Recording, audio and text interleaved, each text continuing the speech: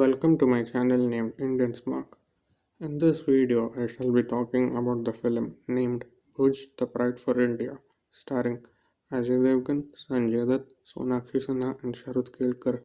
Before talking about the film, I would like to profess that I have been a big fan of Ajay Devgan's acting. Ever since Singham's release, except for Rascals and Guess in London, I have seen all his movies in the nearest theatres. That includes disasters like Tej, Himmatwala, and Action Jackson. The problem with Ajay Devgan and his movies is, except for films like Raid, Drishyam, and De De Pyar De, he has been portraying larger than life characters since the release of Singham. This has reduced his credibility in terms of his performance, which he earned through films like Legend of Bhagat Singh, Omkara, Zakham, or Khaki. And unfortunately, Bhuj, the Pride of India, falls in the former category.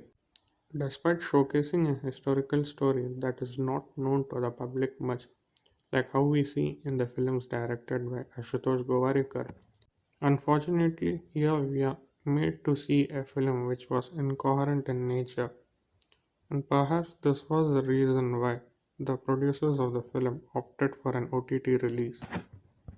And none of the actors were utilized as per their potential. In fact, the veterans like Sanjay Dutt and Sharat Kelkar were made to be felt like an afterthought. On a sarcastic note, Pranita Subhash, who portrayed the role of Ajay Devgan's wife, had delivered an Oscar-worthy performance in her previous film Hangama 2, when one compares to her role in Bhuj. And Ajay Devgan continued with his hangover scene in films directed by Rohit Shetty. The only actor who shined in this film was an actor named Pawan Shankar, who portrayed the role of a Pakistani intelligence officer. Perhaps the blame for such a result would lie with the producers of the film, who allowed the film to be directed by a debutant. This made me think that this film was Bollywood's answer to Free State of Jones, which, like Bhuj, was of historical nature, but was dealt with an incoherent script.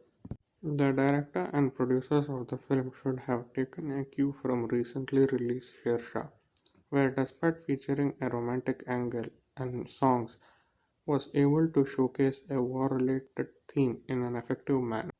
Perhaps the presence of an experienced director like Vishnu Vardhan made such a difference. What makes me shudder is, are we set to witness such erratic films in Ajay Devgan's next directorial in the form of Mayday? Hence, I conclude